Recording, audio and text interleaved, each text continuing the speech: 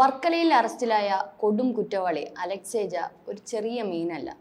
നിരവധി രാജ്യാന്തര തട്ടിപ്പുകൾ ഉൾപ്പെടെ സൈബർ ആക്രമണങ്ങൾ ഉൾപ്പെടെ നടത്തിയ വലിയൊരു കുറ്റവാളി തന്നെയാണ്. എന്തൊക്കെയാണ് വിശദാംശങ്ങൾ? ഒപ്പം ഇത് ഇത്രയും കാലം എങ്ങനെയാണ് വർക്കലയിൽ താമസമാക്കിയത്? ശരിയാണ്, അലക്സേജ് ഒരു ചെറിയ മീനല്ല. രഞ്ജിനി പറഞ്ഞത് 100% ശരിയാണ്. ഒരു വമ്പൻ സ്രാവ് എന്നല്ല, ഒരു വമ്പൻ തിമിംഗലം എന്നാണ് പറയേണ്ടത്.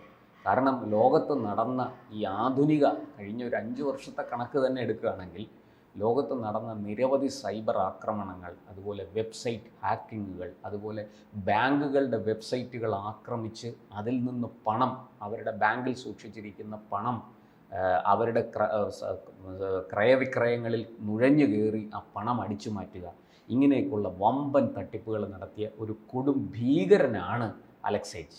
നിസ്സാരക്കാരനല്ല, ഒരു സാധാരണ കുറ്റവാളിയല്ല, മറിച്ച് ലോകത്ത് ഭീകര സംഘടനകൾക്ക്, അത് ഏത് ഭീകര സംഘടനയോ ആകട്ടെ, ആ ഭീകര സംഘടനകൾക്ക് ക്രിപ്റ്റോ കറൻസി വഴി ആ സാമ്പത്തികം എത്തിക്കുക, അവരുടെ ഈ പറയുന്ന അവർ നേടിയെടുത്തിരിക്കുന്ന സമ്പത്ത്, വിധ്വംസക പ്രവർത്തനങ്ങളിലൂടെ അവർ നേടിയെടുത്തിരിക്കുന്ന സമ്പത്ത് സുരക്ഷിതമായി സൂക്ഷിക്കുക, ക്രിപ്റ്റോ കറൻസിയാക്കി സൂക്ഷിക്കുക തുടങ്ങി നിരവധി കുറ്റകൃത്യങ്ങളാണ് ഈ അലക്സേജ് നടത്തിയിരിക്കുന്നത്.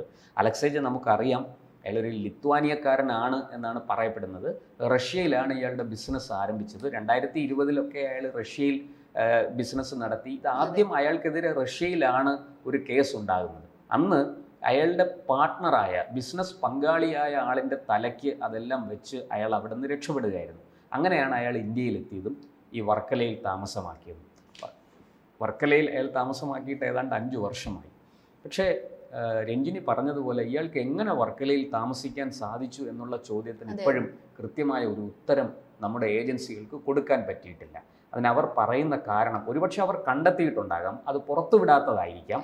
പക്ഷെ അതിലുപരി അവർ പറയുന്നത് ലോകത്ത് ഇയാൾക്കെതിരെ അങ്ങനെ കൃത്യമായൊരു കേസോ അന്വേഷണമോ, ഇയാൾക്കെതിരെ ഒരു കുറ്റപത്രമോ, ഒരു ഈ പറയുന്നത് പോലെ ഏതെങ്കിലും ഒരു രാജ്യത്ത് നിന്നുള്ള ലുക്കൗട്ട് നോട്ടീസോ ഒന്നും ഉണ്ടായിരുന്നില്ല. അത് ഞങ്ങളുടെ ശ്രദ്ധയിൽ ആരും പെടുത്തിയിട്ടില്ല.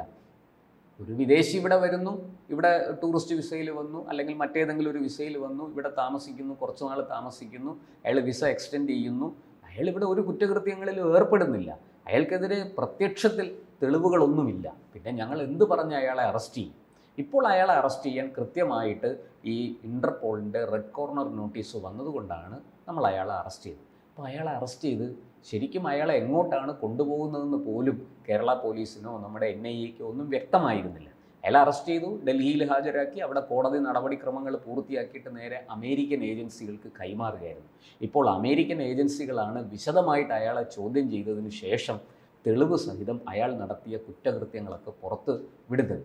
നിരവധി ഗ്രൂപ്പുകൾ, ഹാക്കിംഗ് ഗ്രൂപ്പുകൾ ഉണ്ടാക്കി ഇയാൾ വലിയ വലിയ സ്ഥാപനങ്ങളെ ഹാക്ക് ചെയ്ത് അവരുടെ സമ്പത്ത് അടിച്ചു മാറ്റുക, അത് ക്രിപ്റ്റോ കറൻസിയാക്കി പരിവർത്തനം ചെയ്യുക, എന്നിട്ടത് ഭീകര സംഘങ്ങൾക്ക് കൈമാറുക.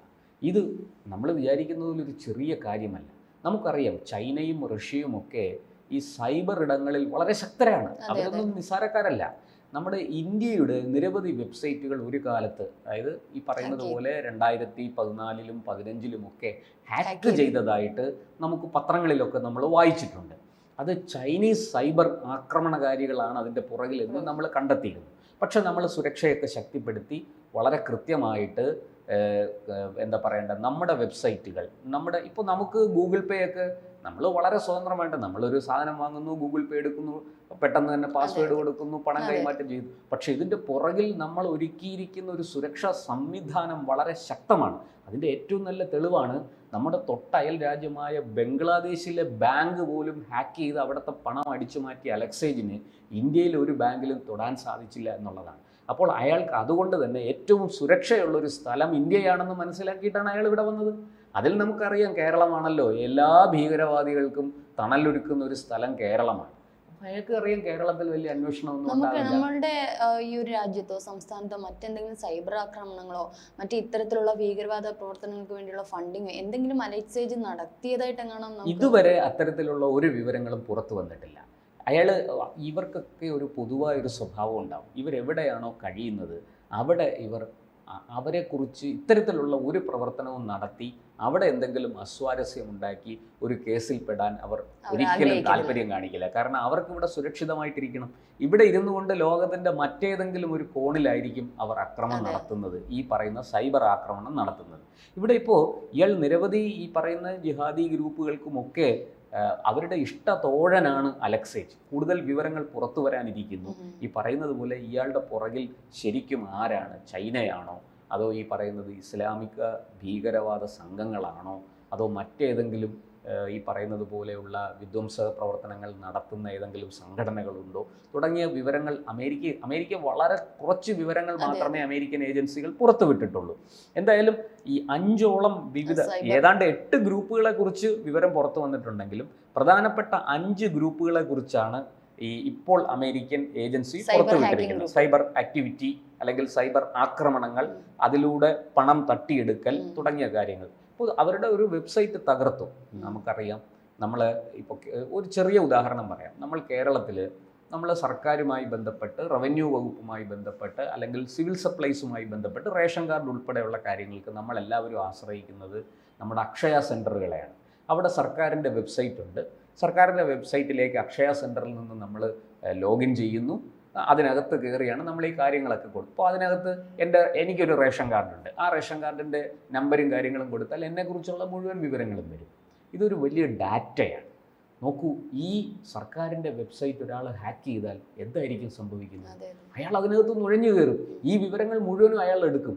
ഇത് അയാൾ കോടിക്കണക്കിന് ഡോളറിനായിരിക്കും വിൽക്കുന്നത്. കാരണം എന്നെക്കുറിച്ചുള്ള വിവരങ്ങൾ ലോകത്ത് പലർക്കും ആവശ്യമുണ്ട്. അല്ലെങ്കിൽ ഒരു കാര്യം ഞാൻ പറയാം, ഏതെങ്കിലും ഒരു ഇൻഷുറൻസ് കമ്പനി ഇതുപോലെ കേരളത്തിലെ മുഴുവൻ ആൾക്കാരുടെയും ഡാറ്റ വേണം, അത് വാങ്ങി അത് ഇതുപോലെ ഏതെങ്കിലും ഒരു ഹാക്കറെ ഉപയോഗിച്ച് ഹാക്കർക്ക് പണം കൊടുത്ത് അത് സൂത്രത്തിൽ നുഴഞ്ഞു കയറി അടിച്ചു മാറ്റിയെടുക്കുകയാണ്. അത് വെച്ച് അവർക്ക് ബിസിനസ് ചെയ്യാം. അത് വെച്ച് ഇവിടുത്തെ ആൾക്കാരെ എങ്ങനെയാണ് ഏത് തന്ത്രം പ്രയോഗിച്ച് ഇവരെ കൊണ്ട് ഇൻഷുറൻസ് എടുപ്പിക്കാം, ഇവർക്ക് വരാൻ സാധ്യതയുള്ള രോഗങ്ങൾ എന്തൊക്കെയാണ്, നമ്മുടെ അപ്പോൾ ആശുപത്രികളിൽ നമ്മൾ പോയി ആശുപത്രി ചെല്ലുന്നു, ഒരു പനി വരുന്നു, ആശുപത്രി ചെല്ലുന്നു, പേര് രജിസ്റ്റർ ചെയ്യുന്നു, നമ്മുടെ വിവരങ്ങളൊക്കെ അവിടെ കൊടുക്കുന്നു. അവരതെല്ലാം കമ്പ്യൂട്ടറിൽ എൻ്റർ ചെയ്യുന്നു. അവർക്കൊരു സോഫ്റ്റ്വെയർ കാണും. അത് ഹാക്ക് ചെയ്താൽ എന്തായിരിക്കും സംഭവിക്കുന്നത്? ഇതൊക്കെ വലിയ തരത്തിൽ നോക്കൂ. അപ്പോൾ അത് മനസ്സിലാക്കിയിട്ട് അതിനനുസരിച്ച് മരുന്നുകൾ നിർമ്മിക്കുക, ആ മരുന്നുകൾ കോടിക്കണക്കിന് രൂപയ്ക്ക് വിറ്റഴിക്കുക, ഇതൊക്കെ വലിയ കച്ചവട തന്ത്രങ്ങളാണ്. അത്തരത്തിലുള്ള ആൾക്കാരും ഇവരെ പോലെയുള്ള ഭീകരന്മാരെ ഉപയോഗിക്കും. അപ്പോൾ അലക്സേജ് കൃത്യമായിട്ട് വർക്കലയിൽ വന്ന് താമസിച്ചു. ശരിക്കും വലിയൊരു അണുബോംബിനെയാണ് നമ്മൾ. അതെ, നമ്മൾ വർക്കലയിൽ സൂക്ഷിച്ചത് ഒരു അണുബോംബിനെയാണ്. പക്ഷേ നമ്മുടെ കയ്യിൽ തെളിവുകളില്ല. ഇയാളെ പിടിക്കാൻ പറ്റുന്ന തരത്തിലുള്ള നമുക്ക് ഇൻഫർമേഷൻ കിട്ടിയ ഉടനെ തന്നെ നമ്മൾ ആക്ട് ചെയ്തു.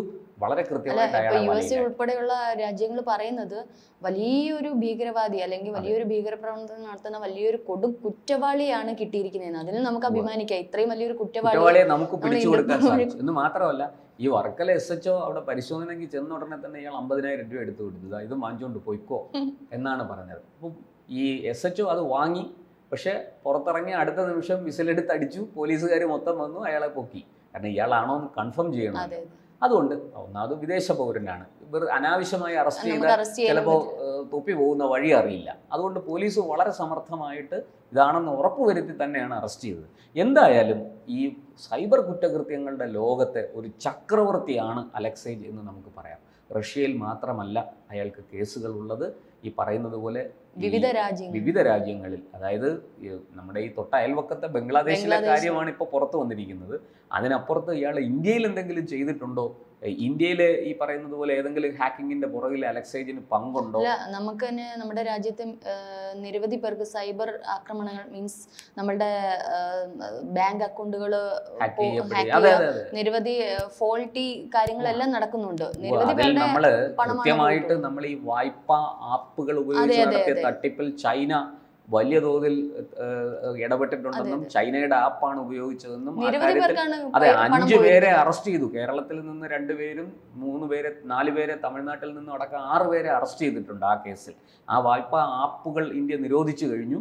അതിനെ സംബന്ധിച്ച് സർക്കാർ ഇപ്പോൾ വളരെ കൃത്യമായി ബോധവൽക്കരണം നടത്തിക്കൊണ്ടിരിക്കുകയാണ്. ഈ പറഞ്ഞതുപോലെ ഈ അലക്സേജിന്റെ പുറകിൽ ആരാണ് എന്നുള്ളത് ഏതെങ്കിലും ഈ ഇസ്ലാമിക ഭീകരവാദ സംഘടനകളാണോ അതോ ചൈന പോലെയുള്ള രാജ്യങ്ങളാണോ തുടങ്ങിയ വിവരങ്ങൾ ഇനിയും പുറത്തു വരേണ്ടിയിരിക്കുന്നു. എന്തായാലും നമ്മുടെ NIAയും നമ്മുടെ ഏജൻസികളും വളരെ കൃത്യമായിട്ട് ഈ ഇൻ്റർപോളുമായും അമേരിക്കയുമായും ഒക്കെ സഹകരിക്കുന്നുണ്ട്. കൃത്യമായി വിവരങ്ങൾ അങ്ങോട്ടും ഇങ്ങോട്ടും കൈമാറ്റം ചെയ്യപ്പെടുന്നുണ്ട്.